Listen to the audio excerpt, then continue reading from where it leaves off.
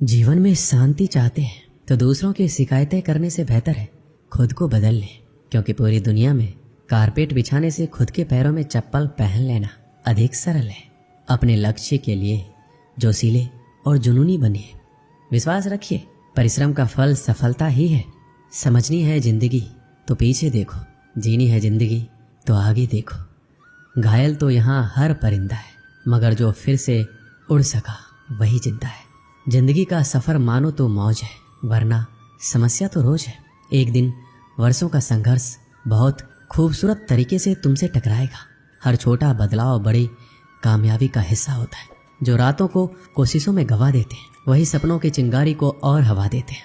अकेले ही तय करने होते हैं कुछ सफ़र। जिंदगी के हर सफ़र में हम सफ़र नहीं मिला करते। जिंदगी जख्मों से भरी है, वक्त को मरहम बनाना सीख लो। हारना तो है ही मौत के सामने, पहले जिंदगी से जीना सीख लो। श्री कृष्ण कहते हैं, कठिन परिस्थितियों में संघर्ष करने पर एक बहुमूल्य संपत्ति विकसित होती है, जिसका नाम है आत्मबल।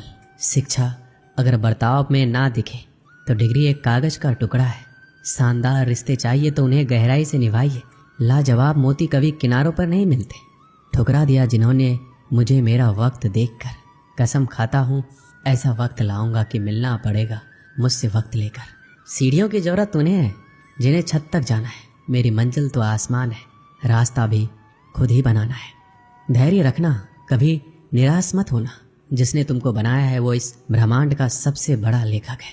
जीवन की अधिकांश गलतियां जल्दीबाजी में लिए गए फैसलों के कारण होती हैं। सोचें, विश्लेषण करें और फिर उस पर काम करें।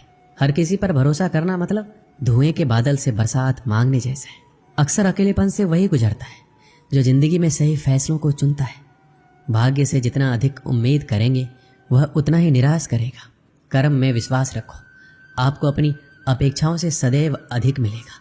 जो अपनी गलतियों से सीखता है और दूसरे तरीके अपनाता है वह सफल होता है। ज़्यादा बात करने वाले कुछ नहीं कर पाते और कुछ कर दिखाने वाले ज़्यादा बात करने में यकीन नहीं रखते। राह संघर्ष की जो चलता है वही संसार को बदलता है।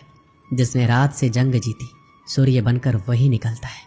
मिली है अगर जिंदगी तो मिसाल बनकर दिखाइए, वरना इतिहास के पन्ने आजकल रिश्वत देखकर भी छपते हैं। जीत निश्चित हो तो कायर भी लड़ सकते हैं।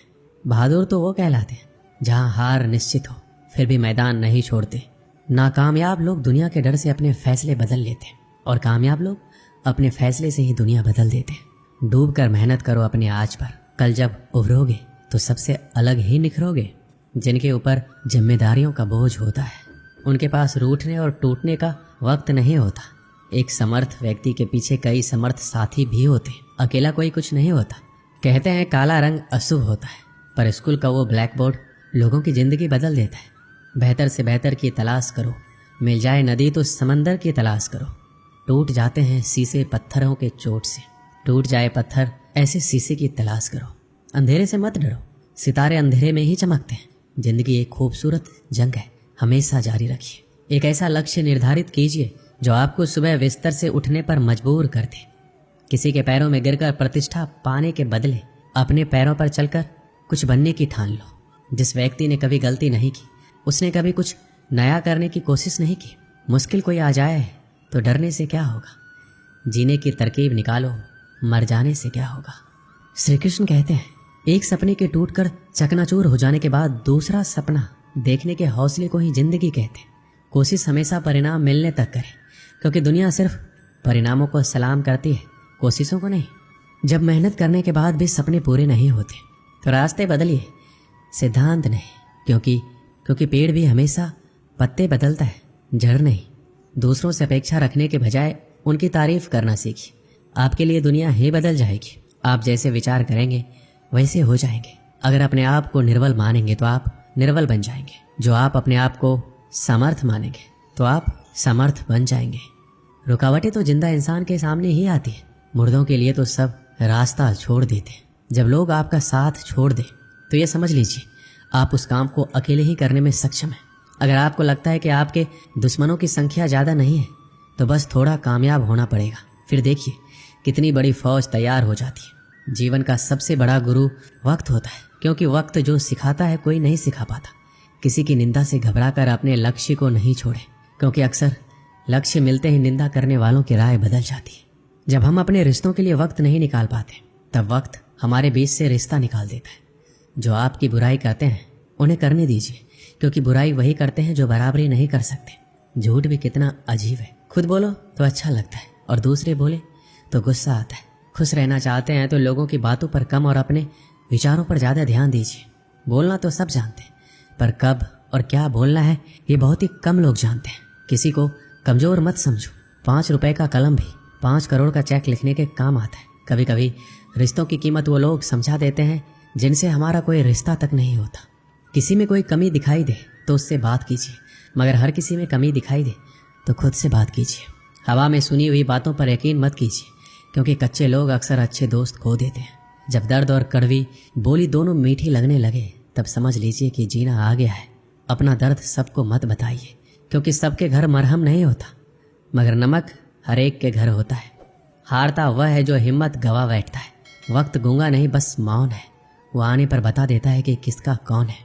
बहुत कमियां निकालते हैं हम दूसरों में अक्सर। आओ एक मुलाकात जरा आईने से भी कर ले। किसी को लात मारने से पहले हम खुद कहाँ खड़े हैं इसका पता होना ज़रूरी है। किसी की एक भूल पर नाराज होने से पहले अपने 10 भूलों को भी गिन लीजिए।